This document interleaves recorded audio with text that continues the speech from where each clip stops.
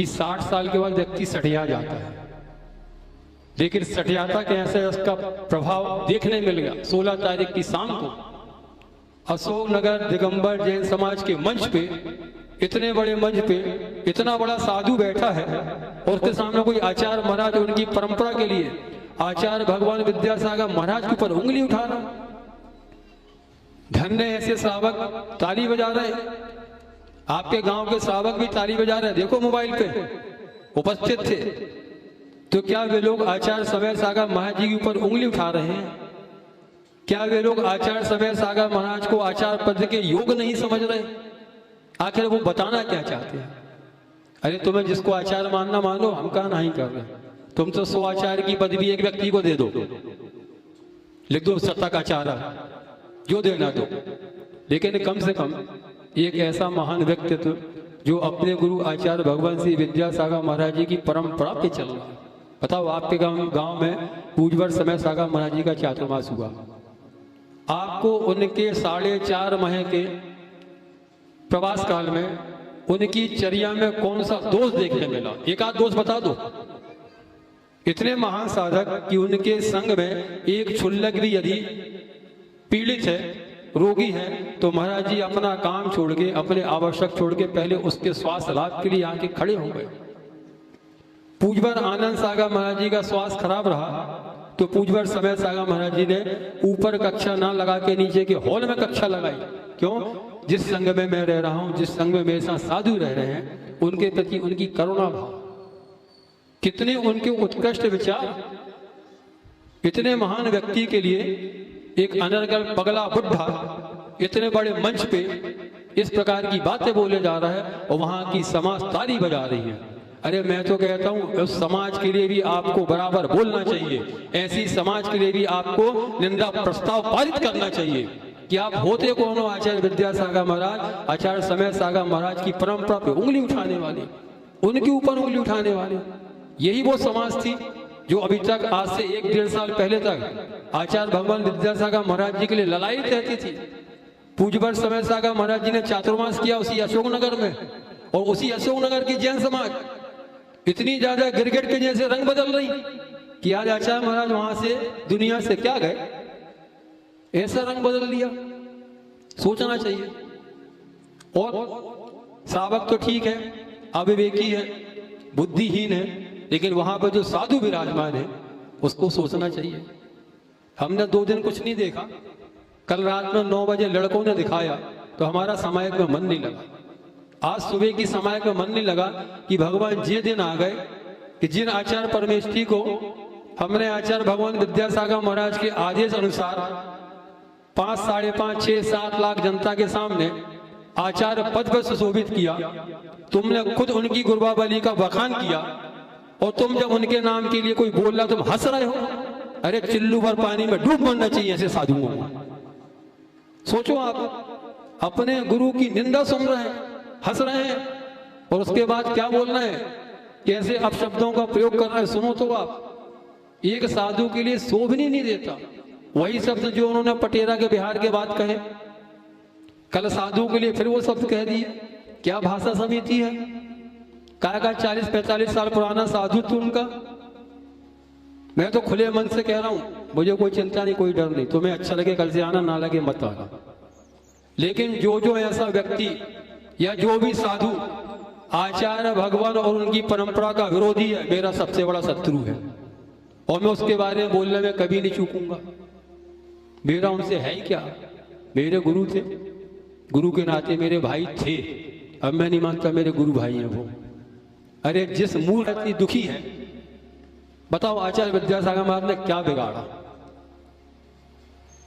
उनकी 56 साल की साधना में उन्होंने जो धर्म को ऊंचाइयों पर पहुंचाया, जो साधु के पद की शोभा को ऊंचाइयों तक पहुंचाया, जो आचार्य पद के लिए आचार्य पद को गौरवान्वित किया, वही पूरे संस्कार उन्होंने पूज्यवर समय सागर महाराज जी के लिए दिए। देखो उनका जीवन उठाओ। 45 साल तक जो साधक अपने गुरु के चरणों में सिर झुकाए बैठा, उसको पद का लालच। पूज्यवर योग सागर महाराज जी, जिनकी बातें गल कही जा रही हैं, कि वो षड्यंत्र के तहत पूज्य अध्यापक समय सागर महाराज जी को आचार्य बना रहे। अरे अक्षरशः पालन करते थे, उनकी भी कसाय जागृत हो जाती, लोभ कसाय किसको नहीं छोड़ता। लेकिन नहीं, जब हमने लोभ कसाय का कसायों का त्याग करके इस पर्याय को धारण किया है तो हम कैसे उसके प्रति आकर्षित हो सकते हैं। और कैसे इतनी बड़ी समाज, कैसे इतना बड़ा साधु, इतना पुराना साधु अपने सामने अपने गुरु की निंदा सुन रहा है और वहां की समाज, मंच पर खड़े लोग तालियां बजा रहे हैं। कहां गया तुम्हारा जैनत्व, कहां गया तुम्हारा अपने गुरु के प्रति समर्पण का भाव। अरे तुम तो जैनी होने के लायक भी नहीं हो, तुमने अपने परिवार को, अपने कुल को कलंकित कर दिया। और जिस पटना वाले ने यह बात की, ये वो गिरा हुआ इंसान है जिसके कारण दिगंबर जैन समाज सागर दो भाग में बढ़ गई। यही वो गिरा हुआ व्यक्तित्व, इसने समाज को दो भागों में बंटवा दिया। इतनी उसके लिए मान कसाय की उतीर्णा। अरे आचार्य महाराज तो सबके लिए एक सा आशीर्वाद, खुद अपने मुंह से बोल रहा है 5 बार विद्यासागर मेरे यहाँ है। उस निर्लज को ये भी नहीं लग रहा कि हम आचार्य महाराज का नाम कितने सम्मान बहुमान के साथ लें।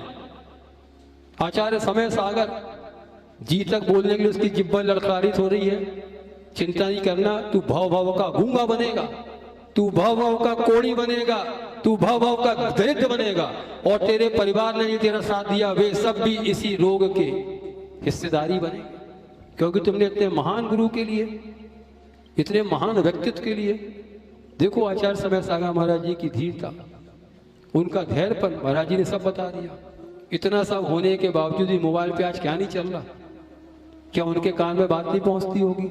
बताने वाले सब बता जाते हैं, लेकिन आज तक 1.25 साल के इतिहास में उन्होंने कोई विरोध, कभी प्रवचन में कुछ कहा? कभी नहीं। ये तो आध्यात्मनिष्ठ साधु हैं और हमेशा कर्म सिद्धांत के माध्यम से ही चलते हैं। इतने महान व्यक्तित्व के लिए एक 76 से 70 साल का बुढ़ा पगला, हमें भी ऐसे शब्द कहने पड़ रहे, क्षमा करना, क्योंकि आक्रोश तो हमारे अंदर भी है, क्रोध की उद्दीपना तो हमारे अंदर से भी हो रही है कि ऐसा व्यक्ति हमारे पूज्यवर गुरुदेव के लिए बोल रहा है। और ऐसी समाज, धिक्कार ऐसी समाज के लिए। एक प्रश्न, एक अध्याय पूरा होता नहीं, दूसरा अध्याय खड़ा कर देती समाज। अभी 15-20 दिन पहले उन्होंने ऐसा कांड किया, अपन ने कुछ नहीं बोला, समाज जो बोली करने दो। लेकिन अब गुरुदेव के लिए बोल रहे हैं, तो ऐसी समाज को कभी बख्शना नहीं चाहिए।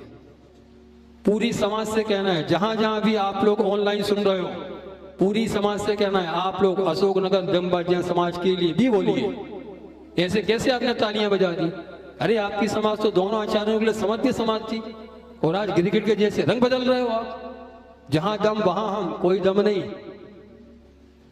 दम का भी मद निकल जाता हो, मद का भी हमेशा हरण होता है। जहां अति वहां इति, जहां इति उसका अंत भी होता है, ध्यान रखो। कभी भी किसी एक से दुनिया नहीं चलती, लेकिन दुनिया को चलाने में जो अपना सहयोग दे जाते हैं, उनके लिए दुनिया हजारों साल के लिए इतिहास के रूप में याद रखती है। ऐसा निकृष्ट व्यक्ति, हमारा कहना है आप लोग तो उसके लिए जितना विरोध कर सकते हो उतना विरोध करिए, ताकि आगे आने वाली पीढ़ियां कभी किसी ऐसे महान आचार्य के लिए, कभी किसी मुनि के लिए निंदा ना करे। अरे मुनि निंदा का अर्थ बताया, फल बताया, दुर्गति। द्रव्य संग्रह की गाथा बता रहा 52 नंबर की। मूर्ख, तेरे को पता नहीं इसमें लिखा क्या है। तू बताएगा आचार्य क्या होते हैं, तू बताएगा मुनि क्या होता है। अरे पहले श्रावक तो बन जा। एक व्रत को अंगीकार करने का उसमें सामर्थ्य नहीं है, बड़ा स्वाध्यायशील बना है, इसको बोलते हैं स्वाध्यायशील। 3 साधुओं को बदनाम कर रहा। क्या तुम्हें तीनों साधुओं ने यही सिखाया है कि किसी भी मंच पे खड़े होकर किसी महान आचार्य के लिए उंगली उठा दो? यही तुम्हारी साधुता के प्रति समर्पण है, यही तुम्हारा श्रद्धान है, या यही तुम्हारी शिक्षा है? मैं तो उन 3 साधुओं से भी बोलता हूं, जिसका उसने नाम लिया उसको अपना गुरु मानता है, उन तीनों को उसके लिए पूरी समाज के सामने मंच से डांटना चाहिए, उससे बोलना चाहिए तूने बहुत बड़ा कुकृत्य कर दिया। लेकिन धन्य साधु बैठ के हंस रहे, उल्टा कह रहा है तुम्हें, मैं कुछ नहीं बोलूंगा, तुम्हें जो करना वो करो। अरे बन जाओ आचार्य, हमारा क्या ले जाओगे? हमारे तो आचार्य विद्यासागर महाराज थे, है रहेंगे। हमारे आचार्य समय सागर महाराज थे, हैं और जीवन के अंतिम सांस तक रहेंगे। हम तुम्हें 3 काल में आचार्य के रूप में स्वीकार नहीं करेंगे। तुमसे जो बनता बने कर लो। तुम्हें अपने मोबाइल पे, अपने चैनल पे जितना उल्टा सीधा बकना बक दो, हमें कोई फर्क नहीं पड़ता। जैसे तुम मोटी बुद्धि के, तुमसे ज्यादा मोटी बुद्धि के हमें ध्यान रखना। लेकिन हम अपने अपने बैठो लेकिन हम अपने गुरु के प्रति कभी भी ऐसे शब्दों का प्रयोग नहीं सुन सकते। अभी तक पिछले 1.5 साल में जो हुआ, 1.25 साल में कभी नहीं कहा। पूरी समाज गवाह है। आष्टा रह के आए, आष्टा वाले आए, बताओ कभी कहा तो महाराजों ने? सुजालपुर गए, अकोदिया गए, भोपाल गए, यहाँ भी 4 माह पूरे हो गए। कभी इस प्रश्न को हम लोगों ने नहीं छेड़ा, कभी पत्रकांड को नहीं छेड़ा।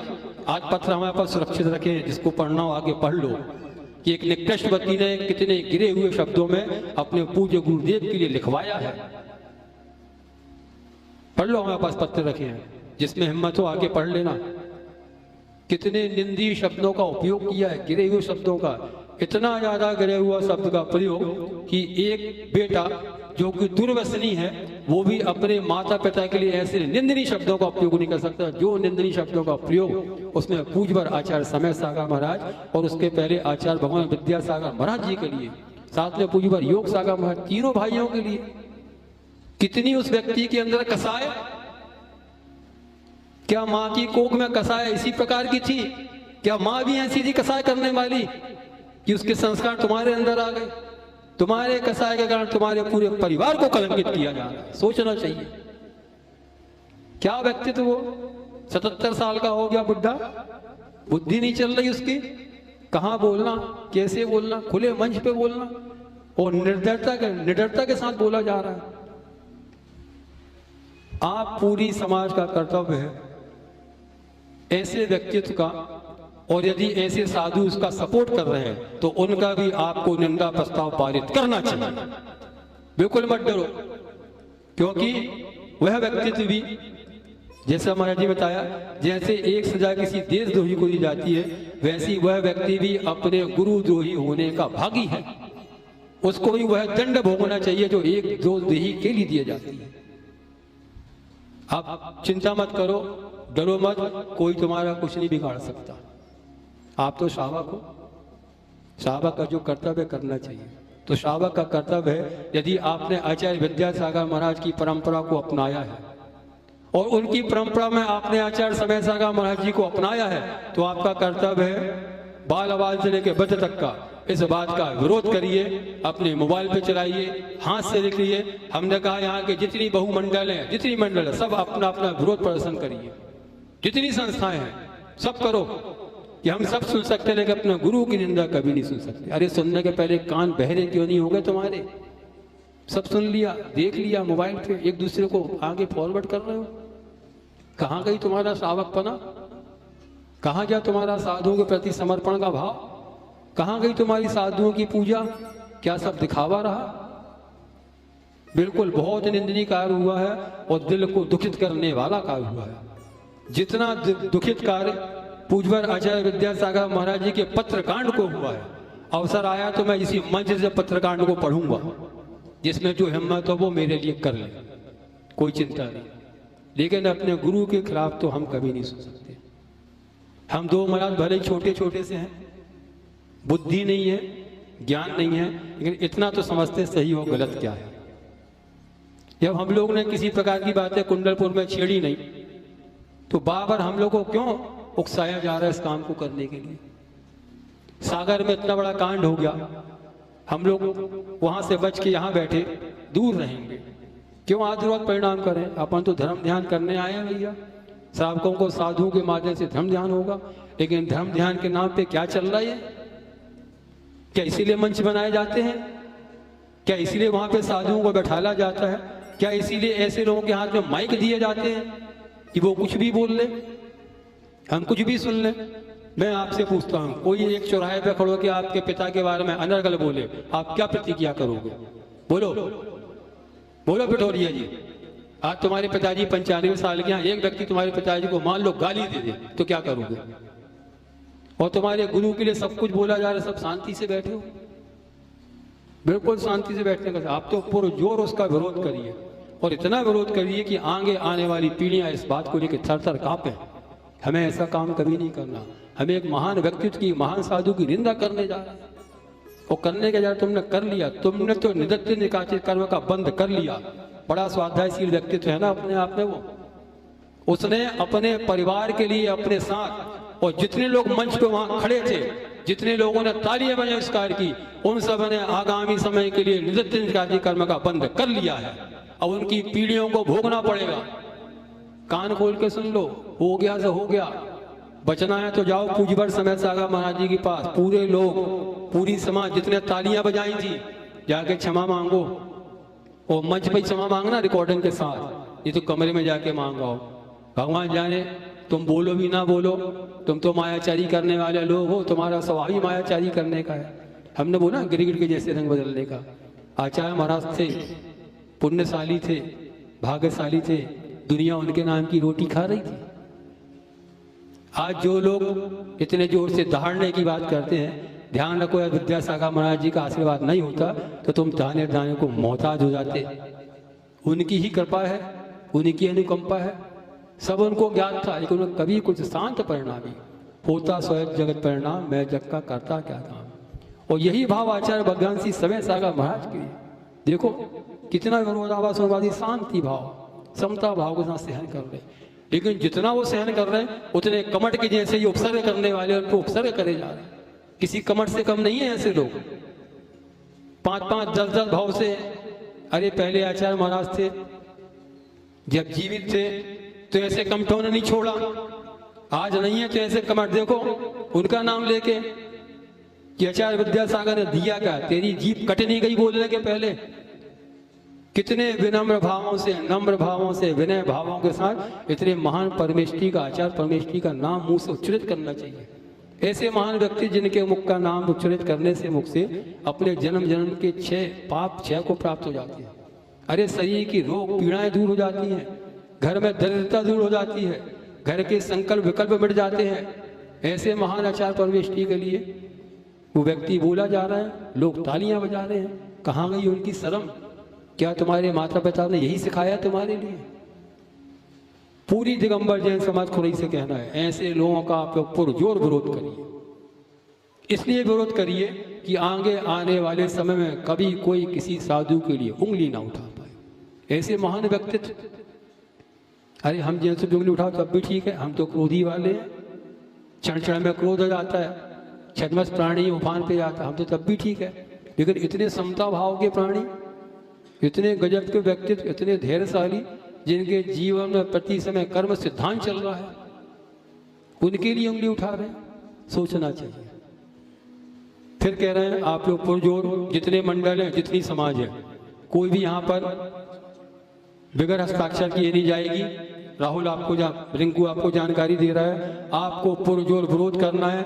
जमाने भर के कार्यक्रम के लिए मोबाइल चलाते हो, आज का मोबाइल मात्र अपने गुरु और गुरु परंपरा के लिए चलना चाहिए।